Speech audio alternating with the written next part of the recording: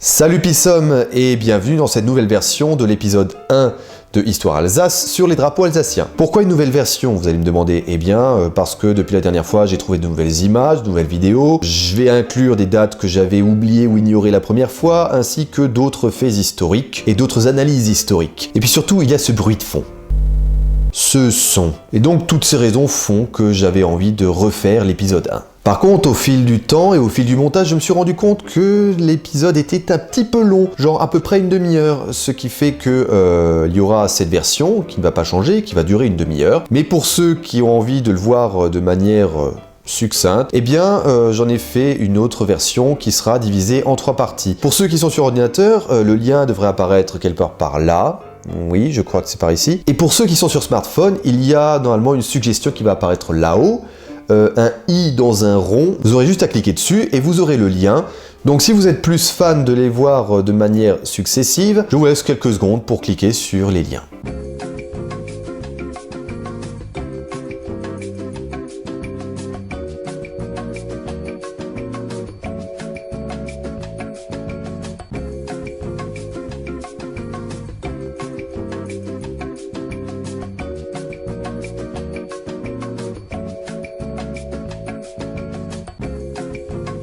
Bon, si vous êtes encore là, c'est que vous avez envie de voir cette version, à savoir l'intégralité en une demi-heure. Eh bien, dans ce cas, place à l'histoire. La plupart du temps, lorsqu'on cherche le symbole fort d'une identité populaire commune ou d'une cause commune, on cherche en premier lieu s'il y a un drapeau. Et... Ah, raté. Bon, en même temps, lui, il n'y a qu'une loi qui peut le flinguer. Pardon, je disais donc qu'il suffit de chercher le drapeau. L'Alsace n'y manque pas, elle a aussi un drapeau. Bon, elle en a même plusieurs. Ce qui ne manque pas de poser quelques problèmes, mais ensemble, voyons leur histoire. Commençons d'abord par ceux qu'on nomme les drapeaux administratifs. Il y en a 3 en tout. Les voici. Le premier est né en 1893, le deuxième est né en 1948 et le troisième est né en 2003. Déjà, qu'est-ce qu'il signifie ?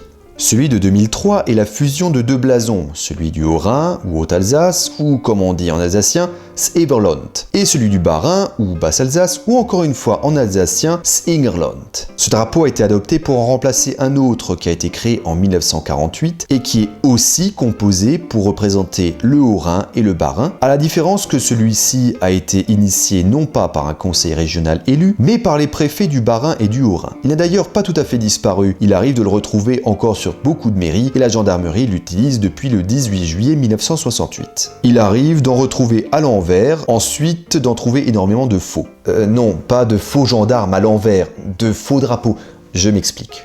On voit assez souvent des fleurs de lys sur certains de ces drapeaux, sauf qu'il ne devrait pas y en avoir. Sur les 2 petites bandes blanches à côté de la grande bande blanche, il n'y a pas de fleurs de lys, mais elles sont dites fleuronnées et pas fleur-de-lysée. C'est pareil pour les fleurs de lys que l'on voit sur les couronnes qui représentent le Haut-Rhin. Normalement, il n'y a pas de fleurs de lys. Du coup, pour tous ceux qui se sont achetés des drapeaux comme ceci, avec des fleurs de lys, et la gendarmerie aussi, vu que ces blasons ont aussi des fleurs de lys, eh bien, désolé, mais vous êtes bien fait avoir. Ils correspondent pas au blason. Alors pour en revenir à ces 2 drapeaux, il s'agit de ce que moi j'appelle des drapeaux blasons. Il s'agit donc de 2 versions différentes du blason de l'Alsace, mais qu'on a étirées sur une toile pour en faire des drapeaux.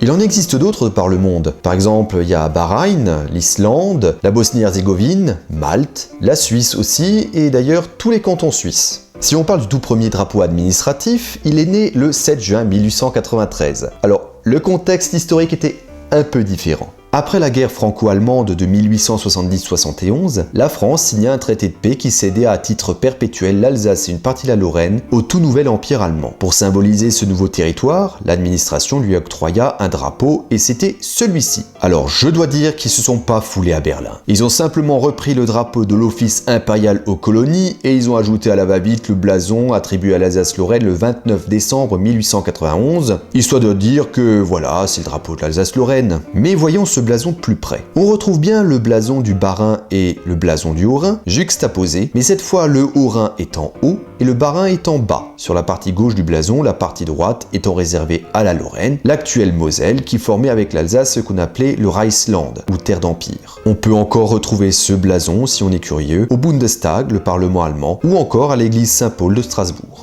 Par contre, les blasons du Haut-Rhin et du Bas-Rhin sont bien plus vieux que ça. Pour ce qui est du blason du Bas-Rhin, son origine remonte aux comtes de Werd qui ont été Landgraven de Basse-Alsace. Désolé, pour le coup, il n'y a pas de traduction en français, il faudra vous contenter de quelque chose comme comte. Ce sont eux qui, en 1262, ont donné son blason à la Basse-Alsace. La dynastie des Werd a disparu en 1332, mais le blason est resté. On le retrouvera au fil du temps, comme ici sur cette représentation de l'aigle impérial allemand en 1510. Un zoom s'il vous plaît. Merci. Et pour le coup, ici, il représente l'Alsace tout entière, comme c'est le cas quelques années plus tard dans la cosmographie de Sébastien Münster de 1555. Le blason du Haut-Rhin est plus jeune. Bon, un peu plus jeune, 150 ans par là, il est né en 1418. Son origine vient de la famille des Habsbourg, qui régna en tant que Landgraven, mais de Haute-Alsace cette fois, qui est l'actuel Haut-Rhin avec Belfort. Cette famille devint par la suite une des plus puissantes dynasties d'Europe. Ce blason prendra petit à petit la place du blason du Bas-Rhin pour ce qui est de représenter toute l'Alsace. Et même tout récemment. Mais bon, là, à mon avis, ce sont des personnes qui n'y connaissent rien. De manière assez étrange, lorsque la France a pris possession de l'Alsace, elle n'a jamais pris en considération ces deux blasons. Par contre, elle a cherché à lui en attribuer un. Au XVIIe siècle, alors que la France mettait la main sur l'Alsace, Charles-René d'Hozier compila son grand armorial général de France. Il était certainement bien embêté parce qu'il n'y avait pas de blason officiel de l'Alsace. Il aurait pu utiliser les blasons de la Haute-Alsace et de la Basse-Alsace, mais il a préféré celui-ci, qui est tout simplement une reprise du blason du Saint-Empire romain germanique, l'Allemagne de l'époque. Celui-là, on peut dire qu'il a pas vraiment cherché très loin. D'ailleurs, il sera quasiment jamais utilisé.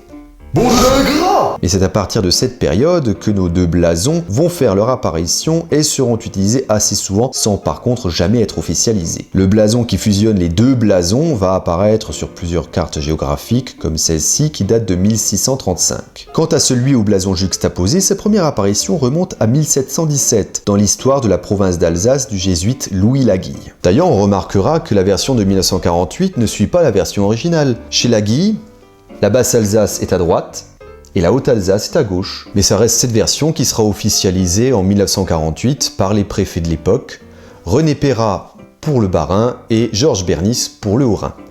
Non, je n'ai toujours pas trouvé sa photo. Il sera décliné en drapeau, mais il lui faudra un sacré bout de temps pour être vraiment reconnu comme tel. La région Alsace l'adoptera telle quelle jusqu'à ce que les élus du conseil régional décident d'en changer en 2003 pour en venir à la version fusionnée. Ce sera le drapeau administratif de l'Alsace jusqu'en 2015, il assassine, la fusion de la région dans le Grand Est. Après avoir parlé de ces drapeaux, on a l'impression qu'on a fait le tour, sauf qu'il en reste un. Et son histoire est particulièrement mouvementée. C'est un drapeau qui se paye le luxe d'être appelé le drapeau historique de l'Alsace, le drapeau traditionnel de l'Alsace, voire même le drapeau alsacien. Allez, viens. Hop, komm, ça a été. Il faut bien que les gens te voient si tu veux qu'ils te reconnaissent. N'aie pas peur. Voilà. Mesdames et messieurs, le Rot-und-Wiss. Ce qui veut dire en alsacien rouge et blanc. Ce n'est pas le seul drapeau à être appelé par ses couleurs. La Bretagne, par exemple, a le Gwenadou, ce qui signifie littéralement blanc et noir. Mais vu tout ce que je viens de dire par rapport au drapeau blason, on a vraiment l'impression que ce drapeau sort un peu de nulle part. Et de ce point de vue, d'une certaine manière, c'est pas tout à fait faux. Ce drapeau est un enfant de l'histoire de l'Alsace. Alors que l'Alsace, moins Belfort et une partie de la Lorraine sont rattachés au nouvel empire allemand, l'Alsace redécouvre sa propre identité. Elle se redécouvre elle-même en fait, et le Rot-und-Wiss fait partie intégrante de cette redécouverte. Dès les premières années du Reichsland, pour se démarquer des couleurs impériales noir, blanc, rouge, à Strasbourg, la municipalité, puis rapidement les Strasbourgeois eux-mêmes, commencent à accrocher des drapeaux rouges et blancs, comme ceux qui avaient été utilisés dans la ville jusqu'en 1789 1909 à chaque Schwurtag ou prestation du serment. Je parlerai un jour de cette cérémonie, ne vous en faites pas. Les Alsaciens de passage à Strasbourg diffusent ce drapeau dont les couleurs, que la tradition fait remonter jusqu'au XIe siècle, sont communes à de nombreuses localités alsaciennes et également au Bas-Rhin lui-même, ce qui fait que très rapidement et de manière quasiment spontanée et sans qu'aucun pouvoir politique ne l'impose, les couleurs rouges et blanches s'imposent comme les couleurs de l'Alsace. Ce drapeau a été choisi par le peuple. Au début, on ne savait pas dans quel sens ou dans quel ordre afficher ces couleurs, mais le plus souvent, ça se voyait comme ça. Aujourd'hui, par convention, c'est cette forme qu'on utilise. L'usage de ce nouveau drapeau s'est rapidement généralisé à toute l'Alsace, et au début du XXe siècle, c'est littéralement le drapeau inofficiel de l'Alsace. Mais les hauts fonctionnaires prussiens, qui tiennent les rênes du pouvoir, ne l'apprécient pas beaucoup. Et c'est pourquoi en 1904, un de ceux-là, Dietmar, le Kreisdirektor de Haguenau, c'est l'équivalent de nos sous-préfets d'aujourd'hui, décrète que les conscrits qui utilisaient le drapeau alsacien n'ont plus le droit que d'utiliser le drapeau allemand noir, blanc, rouge. Bon, en gros, il leur interdit d'utiliser le drapeau alsacien. L'affaire s'envenime et provoque la colère des Alsaciens très attachés à leur drapeau. Et finalement, le décret pris par Dietmar sera oublié. Cet épisode illustre l'attachement des Alsaciens pour leur drapeau. Une des plus vieilles photographies que j'ai trouvées de ce drapeau fut faite en 1899, lors d'une visite de l'empereur Guillaume II. Je le cercle de rouge, mais il est assez grand pour qu'on le remarque. Dès 1902, le célèbre artiste Charles Spindler avait peint ce tableau qui fut nommé le drapeau alsacien. Et très probablement en écho au décret de 1904, Gustav Stosskopf, un des fondateurs du théâtre alsacien, écrivit la pièce Der Verbotene Fahne, une comédie en 3 actes où, comme par hasard, l'on parle d'un drapeau rouge et blanc que l'on voit interdire, et il y inclura même un poème à la gloire du drapeau alsacien qu'il avait composé en 1903, Rot und Weiß sind unsere Farben. Même Hansi, qui est clairement un anti-allemand, l'a plusieurs fois mis en valeur dans ses œuvres. Les frères jumeaux Albert et Adolphe Matisse y iront aussi de leur plume et parler de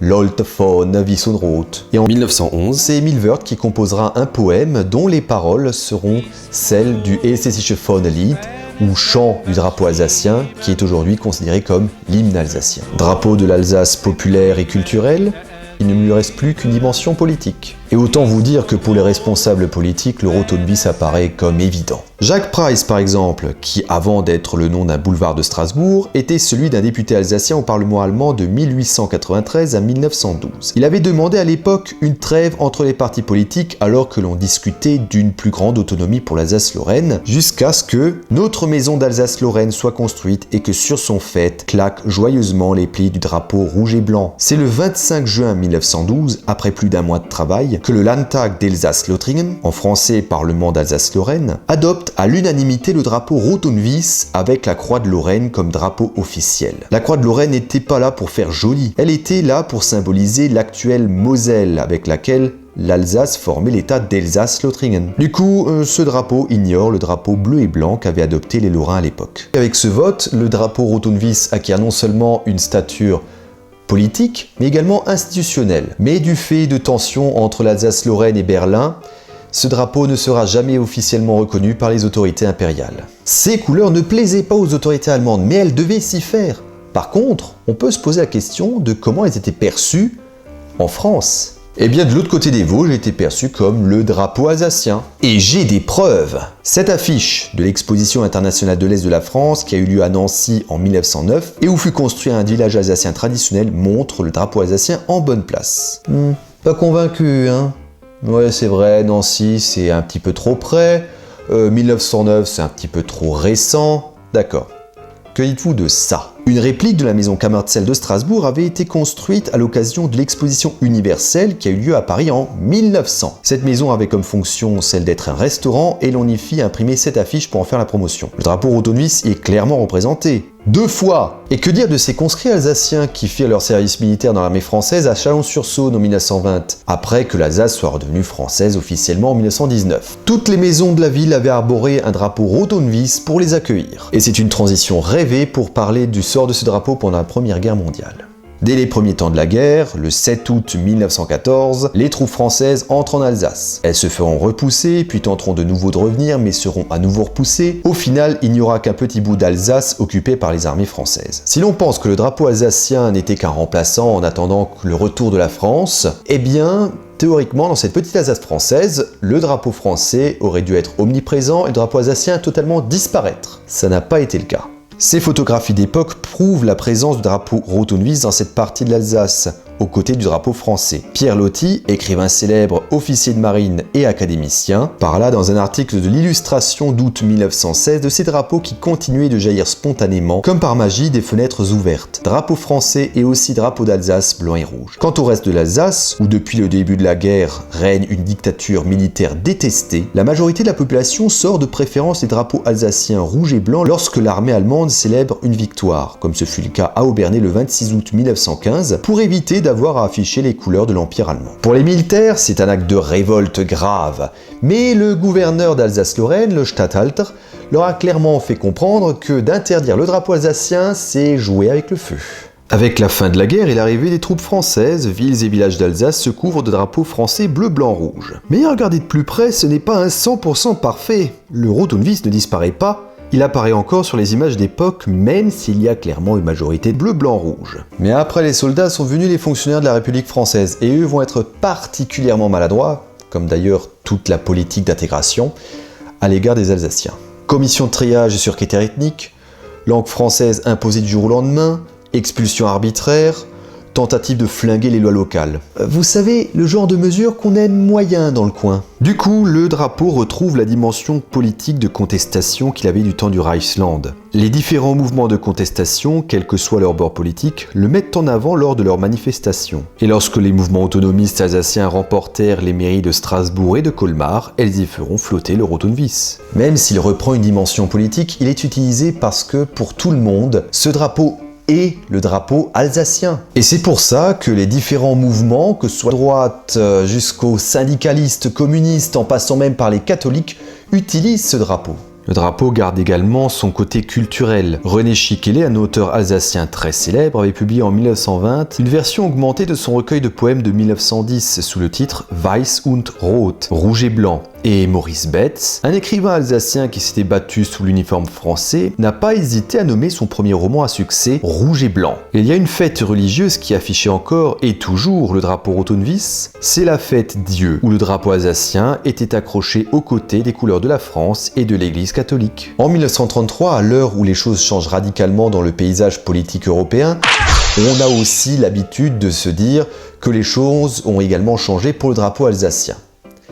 En fait, ce n'est pas vraiment ça. À l'époque où le dessinateur Dislin fait ses caricatures, où l'on voit les autonomistes qui, selon lui, étaient téléguidés par les Allemands, le but n'était pas d'accuser le drapeau alsacien d'être une émanation de ses idées, mais d'accuser les autonomistes d'utiliser la cause alsacienne, et donc son symbole le plus fort, le drapeau Rotund-Wiss, pour couvrir le fait qu'ils auraient travaillé pour l'Allemagne. Par la suite, la signification de ces caricatures fut détournée et le drapeau vu comme une émanation des autonomistes qui auraient travaillé pour l'Allemagne. On l'a aussi accusé d'être un drapeau nazi parce qu'il fut utilisé par l'association d'aide aux Alsaciens lorrains dans le Reich, déployé par cette association lors d'une manifestation le 30 juin 1933, donc effectivement sous le régime hitlérien. Ajoutons à ça que Robert Ernst, président de cette association, devient un fervent nazi et maire de Strasbourg entre 1940 et 1944. Alors effectivement ça fait tâche, et pas qu'un peu. Mais est-ce que ça fait automatiquement du drapeau Rotund-Wiss un drapeau nazi? Non. Et pour deux raisons. De un, comme on l'a déjà dit, ce drapeau est le symbole fort de l'Alsace. C'est logique, du coup, que cette association n'allait pas en utiliser un autre. Après tout, le régime de Vichy n'avait aucun scrupule à utiliser le drapeau français. Et de deux, le drapeau Rotund-Wiss a purement et simplement été interdit par les nazis durant tout le temps où ils étaient dans la région, entre 1940 et 1944, voire même 1945 pour certaines parties de l'Alsace. Et pourtant, il a été mis de côté après 1945. Tout comme la langue de l'Alsace, il était devenu honteux de le montrer en public. Il avait alors perdu tout sens politique, mais ce n'est pas pour autant qu'il a été entièrement oublié. On le voit par exemple assez souvent à la fête Dieu dans les différentes localités alsaciennes. Et on le reverra également en 1947 lorsque sortira sur les écrans de cinéma le film tiré de la pièce de théâtre de Stoskopf, Der Herr Meer. Pour ce qui est des Rotund-Wiss déployés lors de la fête Dieu, c'est surtout le recul des traditions religieuses qui le firent progressivement disparaître, avec la fête Dieu aussi, et là où la fête s'est maintenue, le fait qu'on le déployait plus par habitude sans vraiment savoir à quoi il fait référence. Et pourtant, même après la guerre, les Alsaciens se reconnaissent encore dans les couleurs rouges et blanches, comme Lucien Béchlen, un Alsacien francophile jusqu'à la moelle, qui écrivit en 1957 que les couleurs de l'Alsace sont le rouge et le blanc. Le drapeau se fit de moins en moins voir, mais il lui arrivait de faire des apparitions brèves, mais très remarquées. En juin 1968, Charles Stirnweiss, à l'époque étudiant en médecine, avait gravi de nuit la façade de la cathédrale de Strasbourg et déploya un drapeau Rotundweiss de 18 mètres carrés sur la flèche. On le reverra en 1976 lors de la visite dans la région du président de la République Valéry Giscard d'Estaing et en 1979 sur la couverture du magazine sportif qui s'appelle actuellement 11 Mondial. En parlant magazine, c'est plutôt que Bernard Wittmann avait fondé le mensuel bilingue autonomiste Rotundweiss, qui de par son nom donnait à nouveau un caractère politique au drapeau alsacien. Il a été renommé en 2005 Vivre en Alsace Rotundweiss avant de disparaître en 2008. Au niveau culturel, il ne faut surtout pas oublier la société vexillologique fondée en 2006 et qui a permis la redécouverte du Rotundweiss au travers de nombreuses expositions. Pour résumer, entre 1945 et 2011, le drapeau alsacien disparaît des écrans radars du fait du traumatisme de la Seconde Guerre mondiale et également de l'évolution de la société alsacienne. Ce qui ne l'a pas empêché de faire des apparitions remarquées. Il faut pourtant attendre 2011 pour voir le Rotundweiss réapparaître en Alsace, et cette initiative est à mettre sur le compte du parti alsacien Unserland. Pour protester contre une mesure du rectorat de Strasbourg visant à réduire le nombre d'heures d'allemand étudiées dans les classes bilingues, ils prennent l'initiative d'organiser l'Alsacian Pride. Les organisateurs invitèrent tous ceux qui le souhaitaient, même non adhérents à Unserland, à participer à cette marche qui commença le 9 octobre 2011 à Sarre-Union et s'acheva à Colmar le 16 octobre 2011. Le Rotundweiss fut déployé pour la première fois depuis des années. Le drapeau alsacien y retrouva son côté militant. D'ailleurs, pour parler du parti politique Unserland, il y en a pas mal qui pensent que le drapeau Rotundweiss, c'est le drapeau d'Unserland. C'est évidemment faux. Si c'est ce que vous pensez encore maintenant, vous avez très certainement dormi jusqu'à présent ou fait autre chose. En tout cas pas écouté, c'est sûr. Ensuite, ce parti politique a effectivement un drapeau qui lui appartient et c'est celui-ci qui est directement inspiré du Rotundweiss. Mais le Rotundweiss symbolise l'Alsace et appartient à tous les Alsaciens et c'est pour ces raisons qu'ils utilisent massivement le Rotundweiss. En fait, dire que ce drapeau est celui du parti politique Unserland, c'est comme dire que le drapeau français appartient aux Républicains, au Parti Socialiste ou au Front National. Vous vous dites que ça n'est pas la même chose? Vous avez raison. Et c'est pareil pour le drapeau alsacien. Le 31 mars 2012, à l'occasion de manifestations ayant eu lieu dans une dizaine de villes de France sur le sujet des langues régionales, le drapeau alsacien fut à nouveau déployé. Et voilà ce qu'en a dit André Bourman, à l'époque vice-président de l'ACUS et conseillère régionale. Je suis très contente de vous voir avec des drapeaux Rotundweiss. Pourquoi? Parce que depuis hier, le conseil régional a enfin compris que les couleurs de l'Alsace, c'est rouge et blanc. Ça fait chaud au cœur d'entendre ça. Mais il faudra attendre 2014 et la réforme territoriale avec la fusion de l'Alsace avec la Lorraine et la Champagne-Ardenne pour voir une véritable explosion de rouge et de blanc et le retour du Rotundweiss sur la scène publique en Alsace. Des premières manifestations jusqu'à mars 2015 en passant par le grand rassemblement du 11 octobre 2014, il est omniprésent. Les consciences se libèrent et l'on n'hésite plus à l'afficher librement. Il regagne sa dimension politique mais retrouve aussi sa dimension festive. On redécouvre en fait qu'au-delà de toutes les polémiques, il reste tout simplement le drapeau alsacien. Et voilà, j'espère que cette refonte de l'épisode 1 vous a plu. Et j'ai oublié d'éteindre le portable. 2 secondes. Allô? Ja? Ja, salut. Was? Ja, kon ons niet. Ja, c'est gut. Ich rede nur davon. C'est gut. Ja, salut. Bon. Apparemment, je dois encore parler de ces 4-là. Quel est le plus légitime? Il y en a déjà un qu'on ne verra plus. Au revoir, drapeau du Reichsland. Restent ces 3-là. Commençons par celui-ci. Celui en forme de V inversé. Il est inspiré du blason que l'on trouve dans l'histoire de la province d'Alsace de Lagui. seulement inspiré parce qu'il est inversé. Arrive le drapeau de 2003 qui lui plonge ses racines encore plus loin dans le passé et qui va tirer son inspiration des cartes du XVIIe siècle. On peut se dire que son ancienneté par rapport à celui en V inversé lui confère une plus grande légitimité. En plus, il n'a pas été juste inspiré, il a carrément été recopié et c'est cette version qui a été adoptée par le Conseil régional d'Alsace, donc par des représentants élus du peuple. Enfin, celui que l'on appelle le drapeau alsacien. Des couleurs dont la tradition remonte au XIe siècle, il n'a jamais été officiellement reconnu, sauf sous sa forme avec la croix de Lorraine. Sauf que depuis, évidemment, l'Alsace-Lorraine n'existe plus. Mais il a cette force que les Alsaciens les choisissent de manière quasiment spontanée, sans qu'aucun pouvoir politique ne l'impose d'en haut. Les Alsaciens l'ont juste adopté de manière naturelle. Souvenez-vous de ce qu'avait dit André Bourman en 2012. Même le Conseil régional d'Alsace a fini par admettre que c'était lui le drapeau de l'Alsace. Il a aussi cette force du fait qu'il ait survécu et qu'il ait tenu bon pendant toutes ces années, malgré la présence de concurrents et malgré les accusations de séparatisme, de nazisme et de fascisme. Après avoir subi toutes ces épreuves, il donne vraiment cette impression d'être devenu indestructible et même d'avoir dépassé même l'idée de modernité, que le temps n'a même plus de prise sur lui. Il est devenu un symbole intemporel de l'Alsace. Après, on dit aussi que le rouge et le blanc et cette disposition des couleurs, c'est également l'Indonésie et Monaco. Moi, j'ai envie de répondre, et alors ? En Autriche, il y en a même 3 États qui ont le même drapeau, il les différencie autrement avec les blasons. Alors finalement, et là c'est mon avis personnel, vous ferez le vôtre, je me dis qu'effectivement le drapeau Rot-und-Wies, c'est le drapeau alsacien. Mais par contre, est-ce qu'on doit rejeter les blasons ? Je ne crois pas. Il y en a qui les aiment, il y en a qui ne les aiment pas. Toujours est-il que eux aussi font partie de l'histoire de l'Alsace. De mon avis, on peut les garder, mais sous leur forme première, sous forme de blason. Reste finalement à savoir, quel blason ? La question reste posée. Et bien voilà, c'est maintenant la fin de la vidéo. Oui, apparemment c'est bien fini. J'espère sincèrement que cette refonte de l'épisode 1 vous a plu. Partagez la vidéo sur les réseaux sociaux, n'oubliez pas de cliquer sur ce merveilleux pouce bleu et à vous abonner si ce n'est pas déjà fait, ainsi qu'à me rejoindre sur Facebook et Twitter. Salut Pissom, au bis nächste Mal.